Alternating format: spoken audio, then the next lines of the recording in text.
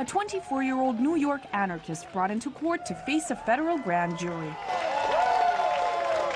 in 2009 and again in 2013. Mr. Koch was subpoenaed to a federal grand jury that was investigating a bombing at the Times Square Recruitment Center back in March of 2008. Both times, Jerry Koch refused to speak.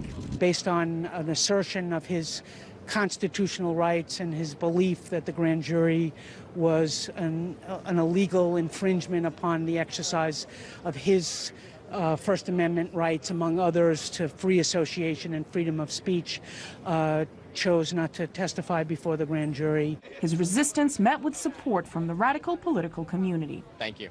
It means a lot. The prosecution sees Jerry as a witness in the Times Square bicycle bombing case that injured no one. He's not a suspect and has never been accused of a crime.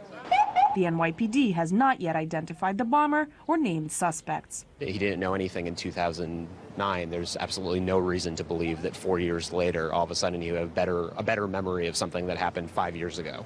But because Koch refused to answer any questions, the judge was essentially just not having it. And the judge basically said, I don't want to hear a political argument in my courtroom. On May 21st, he was found in contempt of court and confined. Refusing to speak, Jerry is now in jail until he either decides to testify or until the term of the grand jury expires, which is usually 18 months. These supporters say officials are just trying to scare political activists and that it just won't work.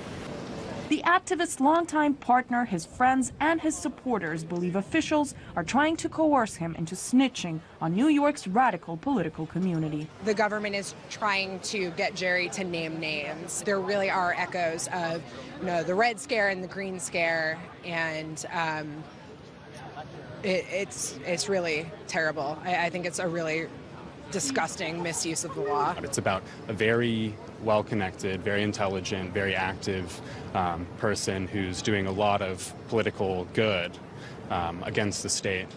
And if he talks, then he's saying that's okay, and that's not okay. And I think that it's an amazing example, and I love the guy. He's amazing.